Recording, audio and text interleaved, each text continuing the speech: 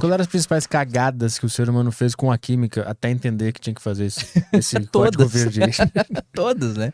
Basicamente. Ó, um exemplo de seguir a química verde é a síntese daquele comprimido azulzinho lá, como chama? Acho que eu sei. Você sabe? Um amigo já usou? É o Caio?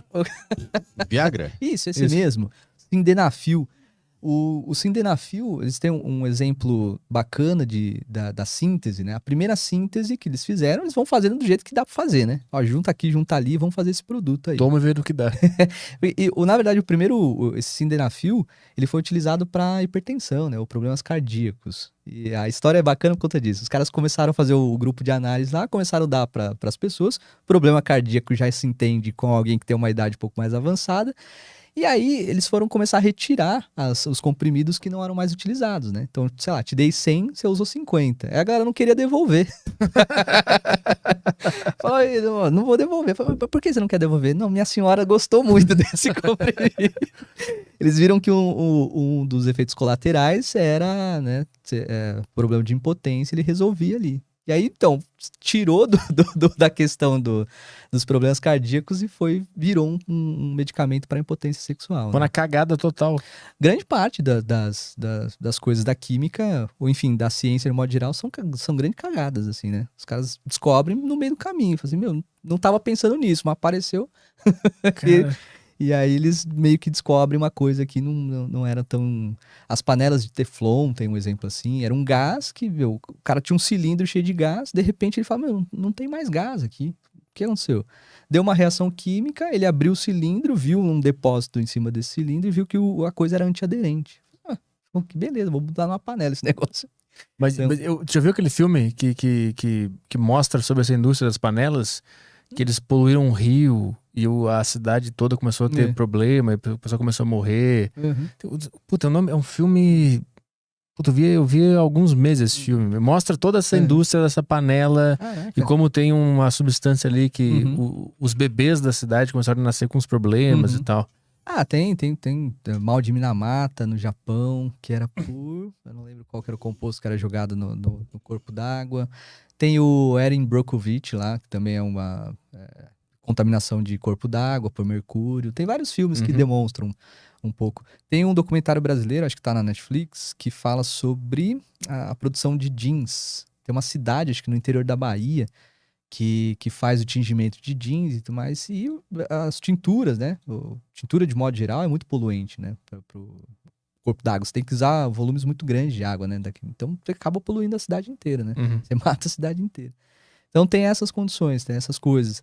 E o químico verde vem nesse sentido, para tentar pensar a coisa antes dela acontecer. Né? Então, você vai fazer alguma coisa, você vai produzir alguma determinada substância, um fármaco, enfim, você já pensa antes, né? E para tentar utilizar menos produtos ou reagentes sejam agressivos, a menor quantidade possível de reagente, a chamada economia de átomos, o máximo possível de átomos que estão antes, eles têm que estar no produto final. Né? Tem uma coisa interessante, por exemplo, a galera, às vezes eu pergunto na sala de aula o que eles acham, se a indústria de petróleo ela é mais poluente do que a farmacêutica, né? Pela lógica, todo mundo fala petrolífera, né? Fala assim, pô, o cara destrói tudo. Cara, mas do ponto de vista de átomos e de química, a farmacêutica é pior, né? Porque às vezes você produzir 1 grama de uma determinada substância, de um fármaco, você produziu, sei lá, 1 tonelada de subprodutos. E o que você vai fazer com esse subproduto?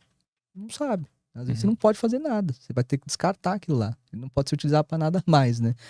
Então, no petróleo, não. Cada gota que sai dali, os caras usam. De qualquer maneira, eles vão colocar em alguma coisa.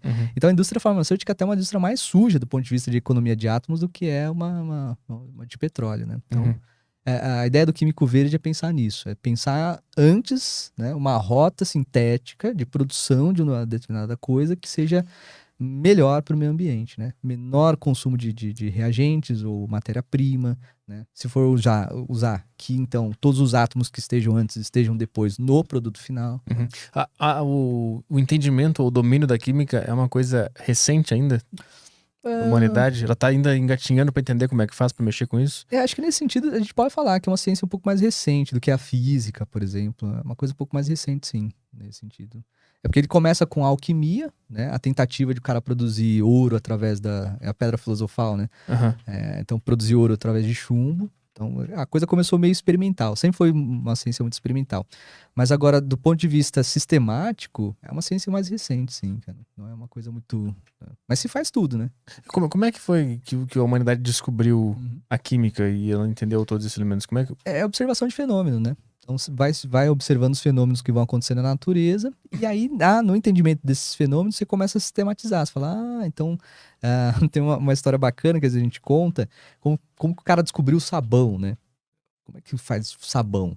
E aí tinha um professor que falava, não, o homem da caverna lá, ele tava fazendo uma sopa, e essa sopa tinha um monte de gordura, e aí ele ficou puto, porque era só gordura lá, e deu uma bicuda no tacho que tinha, tinha aquela gordura, e a gordura se misturou com as cinzas, né?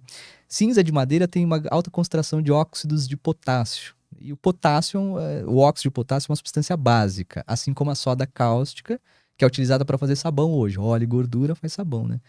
Então aquela gordura daquele bicho que ele tava comendo lá se misturou com as cinzas. E aí era engraçado que ele falava que ele viu ali meio caído no chão aquela pasta. O chão ficou...